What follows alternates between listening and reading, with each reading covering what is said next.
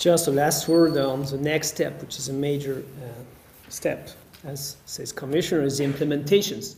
We have defined already 5 steps for these implementations. First is to create a list of priority from the GP&E resource strategy proposal, and for that we have organized thematic working groups which are already hardly working.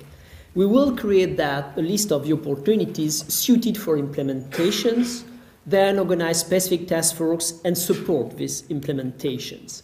So our next challenge are really this phase of implementations, but also how to develop national resource strategy, and this GP&E resource strategy can be an example or a plan to help other countries to be in line in their development.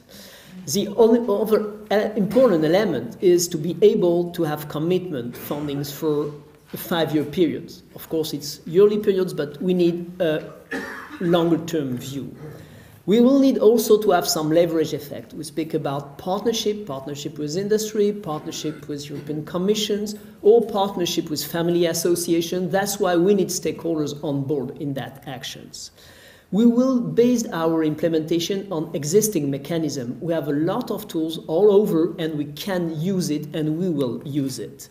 And of course, we'll try to scale up the funding commitments. We are a bit hopeful because for a specific call, we obtained 16 million commitment, and we hope that for the whole GP&E resource strategy, we can gather larger amount of fundings.